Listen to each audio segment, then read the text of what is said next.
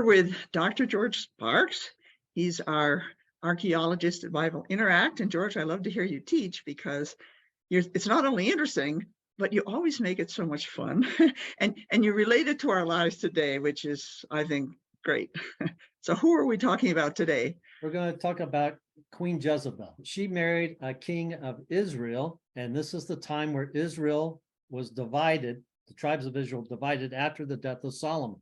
He ruled in the north, and he married Jezebel, who was the daughter of the king of Sidon. There was a northern kingdom above Israel at that time, and they were known for trade and also merchandise. So it's a political relationship and it's financial as well. When we talk about Jezebel, and she married King Ahab in Israel, there's some biblical statements that read that there were no other kings that provoked the Lord any more than Ahab. If we think about the time that the nation of Israel divided, it would be around 975 AD.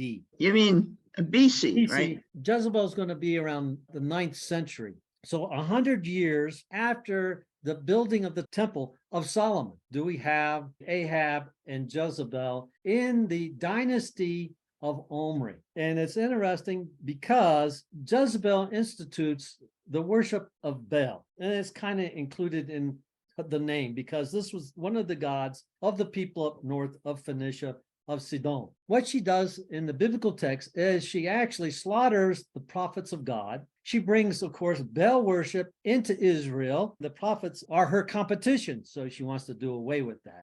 She also has Naboth killed so that her husband Ahab could take over his vineyard because it was very, very close to Ahab's palace and it looked good and he wanted it and she got it for him out of some deception. Shortly thereafter, the prophet Elijah shows up and he calls for a standoff, of course, on Mount Carmel, where he says, okay, let's gather the people of Israel together, those people of the northern kingdom at this time, and also her prophets and prophetess, male and female worshipers of Baal and the Asherah. And there's a standoff where Elijah calls on Yahweh and the prophets of Baal try to call on their God. Shortly thereafter, Jehu shows up, and Jehu is an individual, briefly, who is anointed by Yahweh to basically exterminate the household of Ahab for the evil that they have done in that kingdom. After Ahab's death, Jehu rides into Jezreel, and Jezebel is on the second story, and she's preparing herself because she knows what's going to happen. So it says that she got out her perfume, right? And this is a little coal stick, and she's decorating her eyes. I don't know what it is with women. They want to look good. You even read this during the time period of the Egyptian queen. Cleopatra decorates herself up, and of course she commits suicide because she realizes that the Romans are going to be after her, right? So in essence, this is the same thing that Jezebel is doing. So she has out her coal stick and she's decorating at her eyes, and she's probably wearing her finest garment. This is actually a tonga stick, and it goes into the garments like this, like where I would have a button, and it would go through that button hole like this, and it fastened on that garment. So you can imagine she's decorating herself up, and down the pathway on a chariot comes Jehu, and she looks out and she notices him, and he calls up to the eunuchs, those that are watching after her court, and says, who is with me? He says, throw her down. Do you know there's an actual word for somebody being deliberately thrown down across the balustrade? It's called defenestration. Like there's the fence. If you're on the fence and you're taken off, it's called defenestration. She was defenestrated off the balcony, and she fell onto the pavement.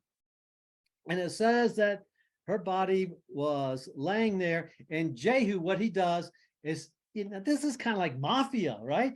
This guy's cold. Does he have, he says, oh my God, I can't believe she does that. No, he goes in and he has lunch, right?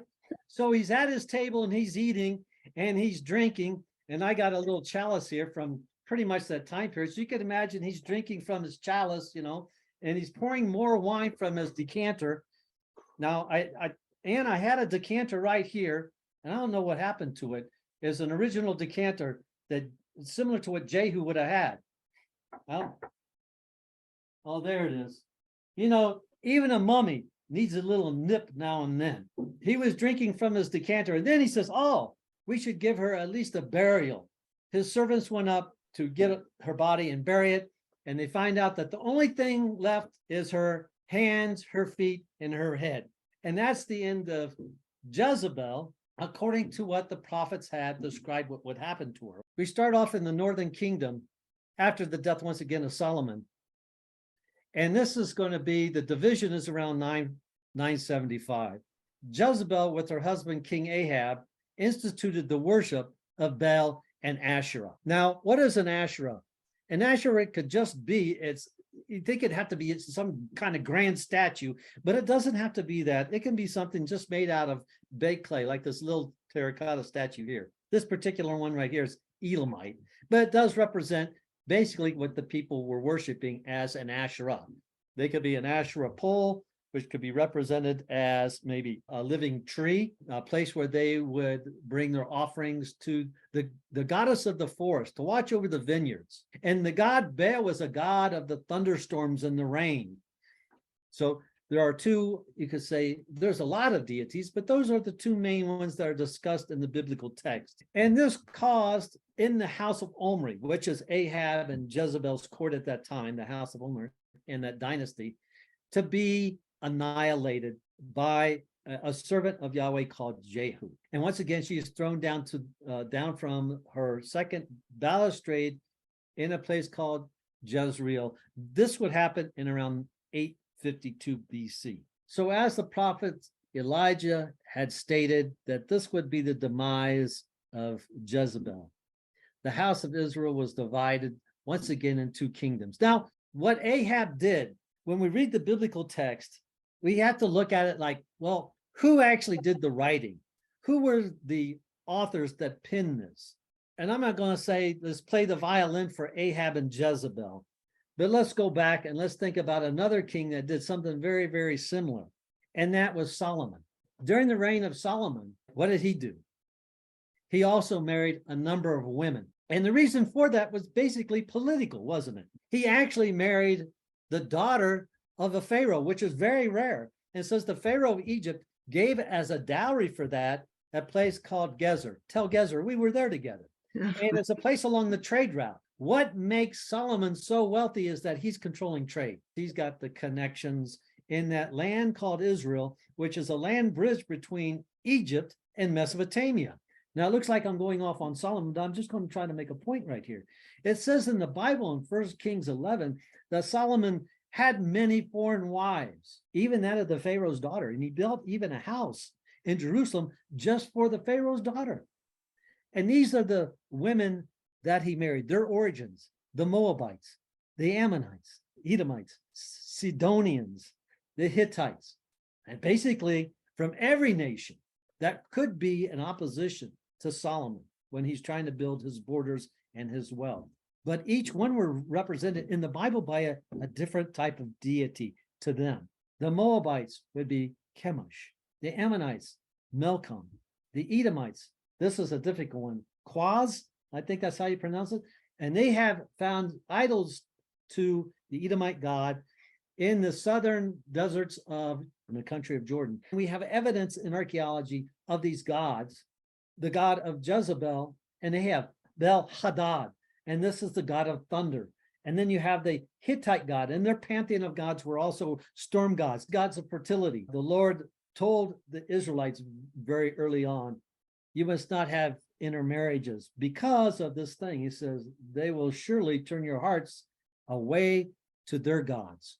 And that's true with Solomon, and that's true with Ahab and Jezebel. But in the biblical connection, I think the focus is on Ahab, the kings of the north, those kings of Israel that divided from the south, right? The southern kingdom of Judah.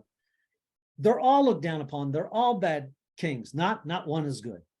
But when we read about the kings of Judah, they're not all good, but we do have good kings.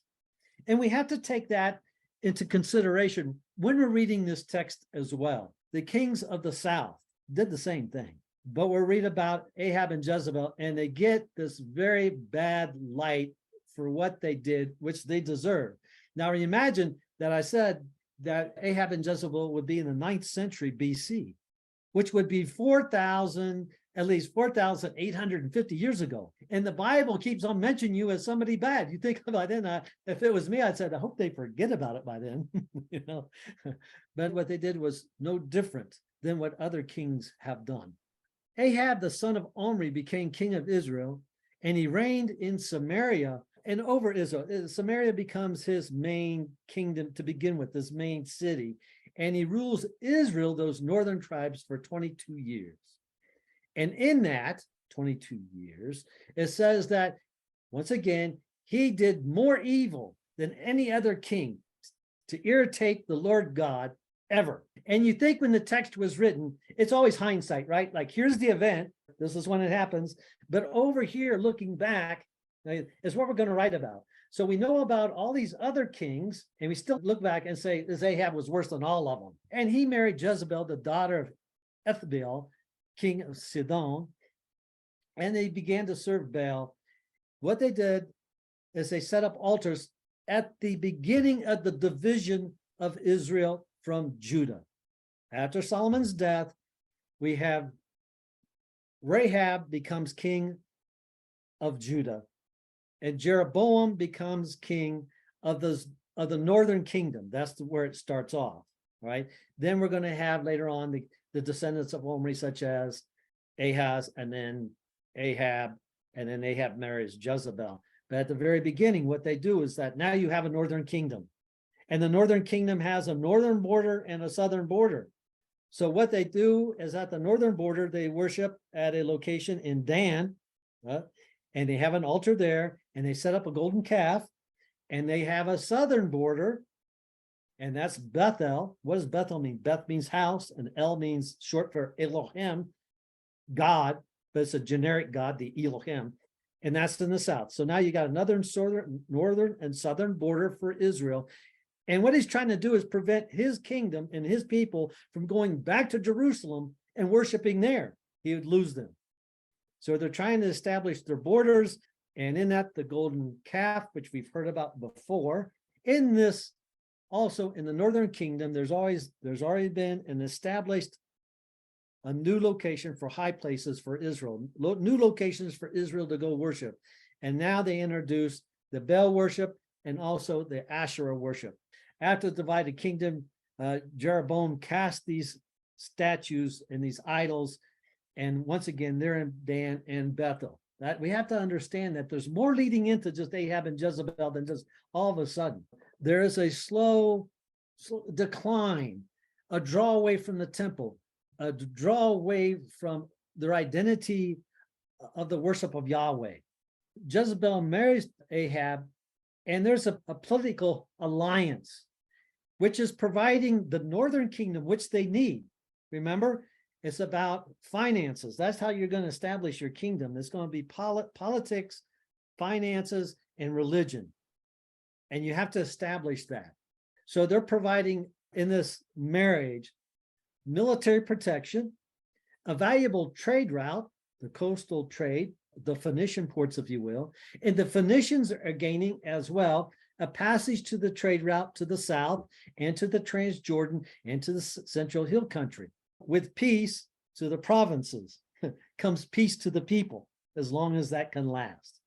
What Jezebel really is she is a pawn, and she is really packed off to the highest bidder, just as the other daughters, like the daughter of the Pharaoh or the Moabites or the Hittites, was sold off to Solomon.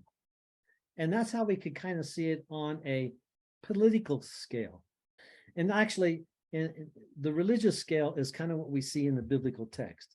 In 1 Kings 18:4, here Jezebel is killing off the prophets of the Lord. In 1 Kings 18:19, Elijah shows up. And Elijah says, okay, now we're going to gather all the people together on Mount Carmel. Now remember that we are dealing with fertility deities.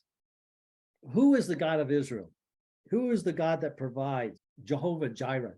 He's our provider. When we say Mount Carmel, you also hear the word El in that as well. When we say Mount Carmel, we're really saying God's vineyard. So it gives the people at that time, who is the God of fertility? Who is your God? And we're going to have a standoff. So what happens is that Elijah goes up on Mount Carmel. There's over like 400 prophets and priests of Baal, and there's only Elijah. And they have their sacrifice, which are going to be bulls. And Elijah says, okay, you cry out to Baal. So he gives them time, and Baal doesn't answer. And it says they cry and they yell and they're jumping and they're screaming and they're cutting themselves. Still no answer. So Elijah says, at the time, it's like maybe 3 o'clock in the afternoon. Okay, enough. And over on the side, there is some stones and an altar that had been not used for a while. The stones lay in ruins. And there's 12 stones representing the 12 stones of Israel, not just the ones for the northern kingdom, not just the ones for the southern kingdom, but all 12. And he says, let's stack these stones together. And he puts the bull on top of it. All right. And then they cut a trench around the altar and they pour water on the altar, 4 barrels of water, 3 times on the sacrifice on the altar. In the ditch around the altar overflowed with water. If God's going to answer by fire, it's going to be difficult to burn up the sacrifice. He cries out to God and he says this, he says, let the people know this day that you are God of Israel and I am your servant. And it says that the fire came down and it consumed the sacrifice. Now this is interesting because as it consumed the sacrifice, listen, the people fell down.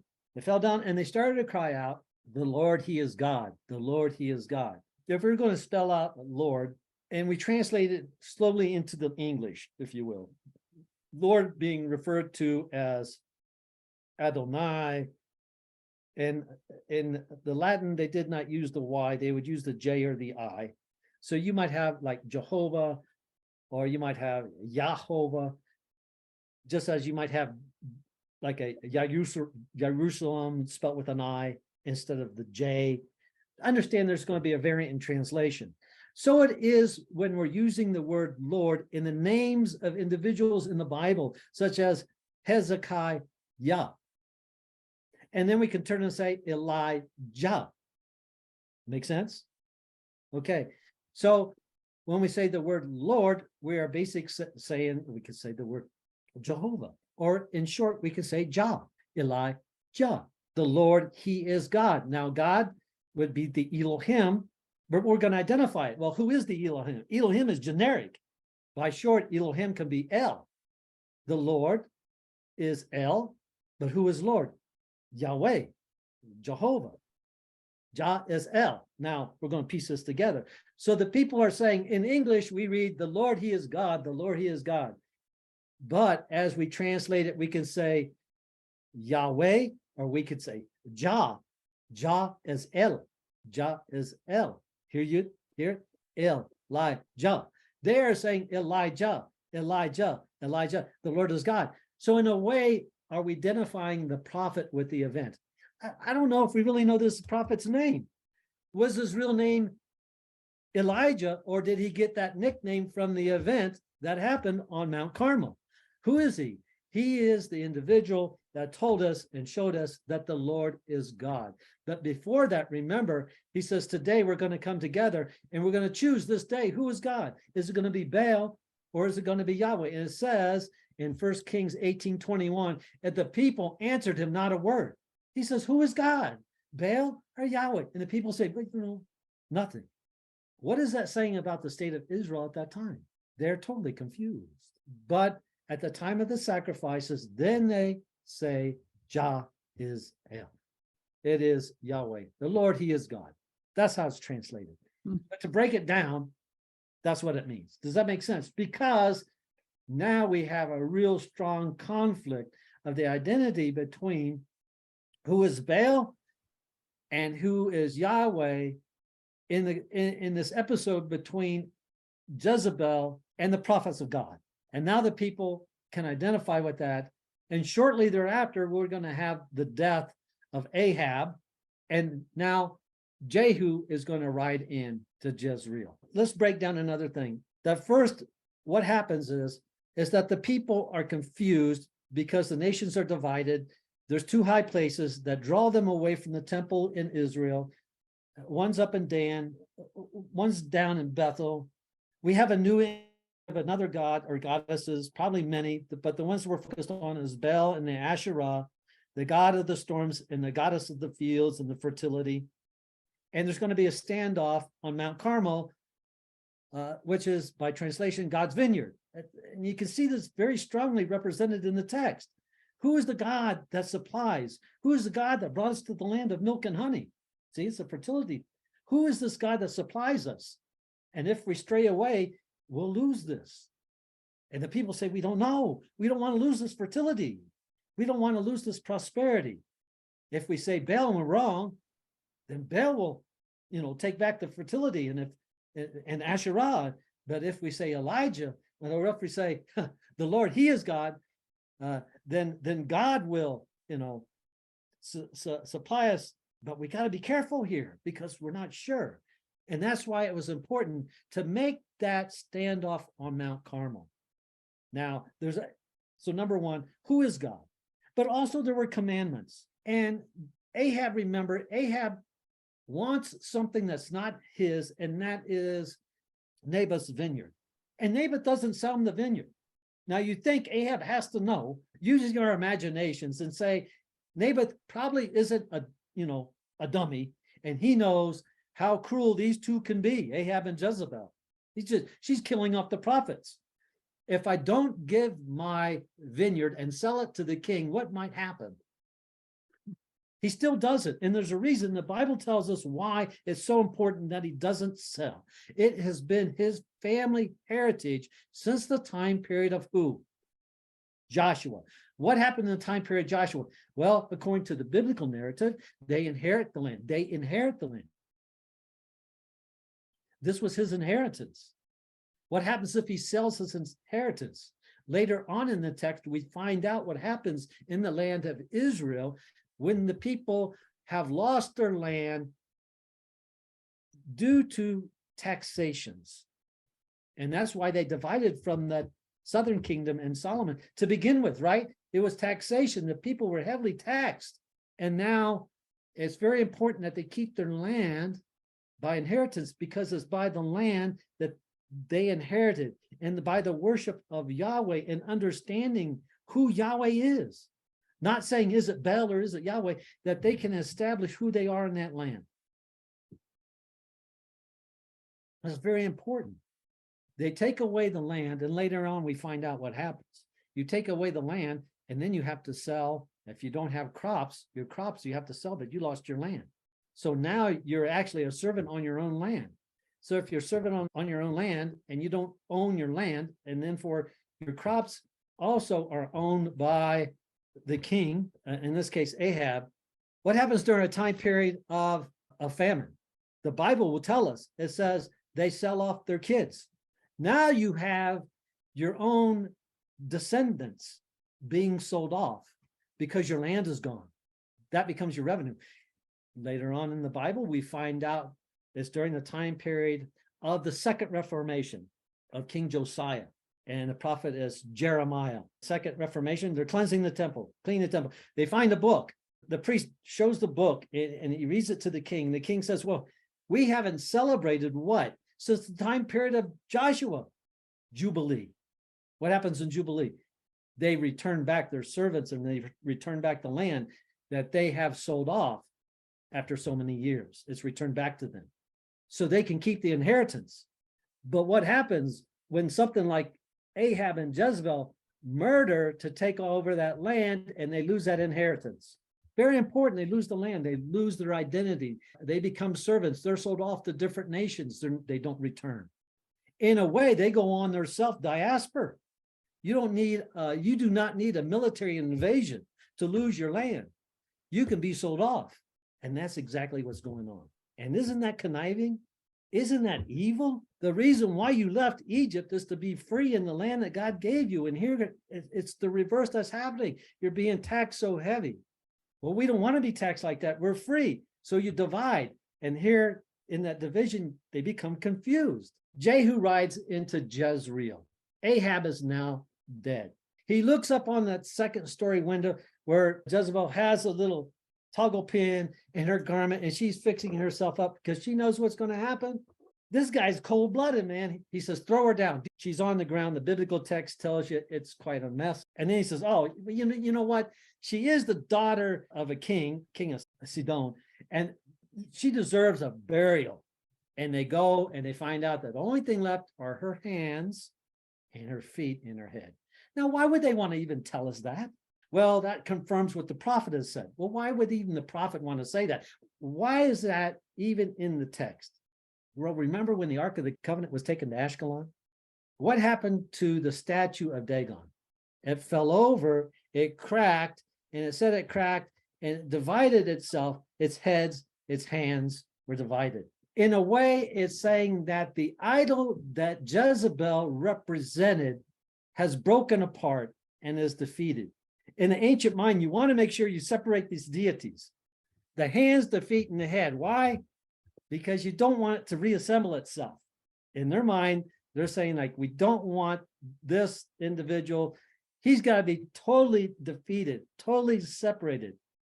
So in that sense, they separate the body, the torso, from the feet and the hands and the head. She is divided as if this has been completely annihilated and separated. Where do we see this again? When they excavated Hatzor, in the lower level, they found a shrine in which the statues were actually decapitated and the arms were removed, cut off. Now, it wouldn't be enough just to tip the statue over or to bust it apart. Why do we see the same thing? Because in that ancient mind, they want to make sure that God doesn't reassemble, that deity doesn't reassemble. So they completely separate it into pieces. This is why we read it in the text. Okay. What happened to her in a biblical text is because she was representing the cult and the statue of Baal. It wasn't enough to be on the pavement. She has to be separated. We looked at it scripturally, politically, both northern and southern kingdom. We also identify it in such a way that it's not just the evil of the northern kingdom, it's also the same thing that was represented in the southern kingdom after the division.